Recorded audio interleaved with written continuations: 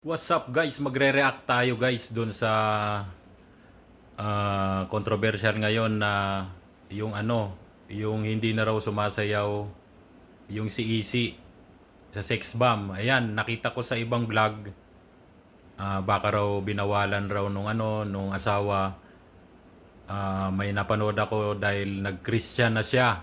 Ayan, magre-react lang tayo guys. Sa akin naman, personal na nila yon guys, kung ano man nangyari sa kanila. Pero sa pangkalahatan na maraming ganyang sitwasyon, magre-react tayo guys. Tapos may napanood pa ako doon na parang sinabi yata nung mister niya na binawalan siya ng Diyos, parang ganon.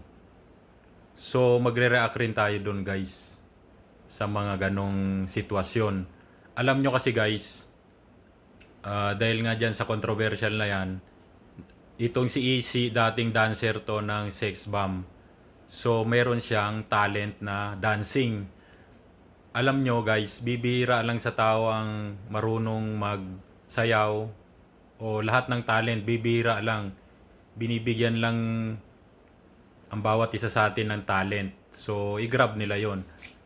Yung naman, yung hindi niya pagsayaw na sa nag-resign na yata siya doon. Choice niya yon guys, choice. Pero yung mga naririnig ko na doon sa vlog na binawalan raw siya ng Diyos o dahil nag-Christian na siya, tapos parang ang pangit raw ng mga name yung pinsinalihan niya, sex bomb, tapos Christian siya, di ba? Para sa akin guys, kung open-minded tayo, lahat naman nasa mundo malinis yan, may marumi rin. So depende na lang yan sa tingin mo. Halimbawa, yung dancing nila, yung grupo nila, sex bomb. Kung marumi yung isip mo, ay masama to, di ba? Pero nagpe-perform naman sila, okay naman, wala naman eh. Para sa akin, depende na yan sa taong nanonood. Ikaw, kung nanonood ka, kung napapanood mo sila, naka two-piece o kung marumi ang isip mo, o manya ka, o malibog ka, sa iyo, marumi yon. Pero yung mga matitino ang isip, purely talent lang yon. Bibira lang kasi sa tao, babae o lalaki na magagaling sa dancing. So sila, nabiyayaan sila ng ganong talent. Para sa akin, ang talent kasi guys, bigay ng Diyos yan, yung talent. Kaya ginagamit lang nila to entertain people, di ba? Ang tao kasi, once na makakita lang ng mga ganon na sexy, marumi na, hindi. Yan ang mali sa tao. Para sa akin, nagiging marumi lang yan kung halimbawa nakahubad ka na, nagsushow ka. Pero hanggat nakokobera naman yung dalawang private parts mo, para sa akin, purely talent lang yan. 'Di ba? Yun ang kuwan ko doon. At saka, parang sinabi niyang mister niya na binawalan ng Diyos. Para sa akin, magko-comment ako doon. Kasi, hindi yon. Kasi alam mo, binigyan tayo ng free will ng Diyos, lahat ng tao. Nasa iyo yan kung gagawa ka na mabuti o masama. Free will mo niya. Free will mo na yan. Pero, sa lahat ng ginagawa mo, may consequence yan. Gumawa ka ng mabuti, may consequence. May gumawa ka ng masama, may consequence. Kasi, ang Diyos, nung ginawa niya yung lahat, may formula na yan guys. Ginawa niya na lahat. May formula na ang gagawin mo. Halimbawa, may ginawa ka sa tao, alam mo na yung balik nun. Agad.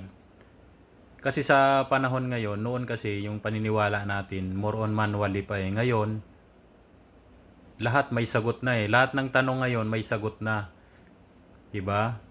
Kahit yung talino ngayon, pinag-aaralan natin magmula kinder hanggang college, lahat may sagot na. Lahat ng talino may sagot na. Kaya hindi natin pwedeng arukin ang talino ng Diyos. Ang Diyos pa rin ang nakakaalam ng lahat, guys. Tsaka kung sasabihin na binabawalan ng Diyos yung pagsasayaw niya, para sa akin hindi. Lahat ng tayo nakikita ng Diyos, lahat tayo. Lahat tayo. Binibigyan niya tayo ng free will, guys. Yun ang ano ko doon, yung ano, para sa akin hindi. Nasa kanya yun kung ituloy niya, 'di ba? O hindi, 'di ba? Yung pagsasayaw niya, wala naman masama doon sa pagsasayaw niya. Yung ginawa niya lang na hindi tinuloy, kagustuhan lang yun nila ni pamilya niya. Pero yung binawalan siya ng Diyos, hindi. Para sa akin kasi, malinis naman yung talento niya, pagsasayaw. Bibihira sa tao ang may talino. Bibihira, guys. Kaya, para sa akin, naunawaan tayo ng Diyos, open-minded lahat. Binigyan na tayo ng formula ng Diyos. Nilatagan nga tayo ng 10 utos ng Diyos. Pero bakit araw-araw may gumagawa pa ng tama o mali? 'Di ba? Kasi kasi alam ng Diyos 'yun. Ayan, nalatagan na kayo. Gawin nyo yung nararapat. Pero kung hindi nyo gagawin, nasa inyo na yung consequence nun. 'Di ba? Kaya hindi na siya pwedeng idamay. Maunawain ng Diyos sa lahat ng bagay, guys. 'Di ba? Alam na natin 'yun. Pero yung para sa akin naman, purely talent lang 'yun. Walang masyadong masama, malisyosa yung mga sayaw nila. Hindi, para sa akin, purely talent. Yun lang, bye-bye.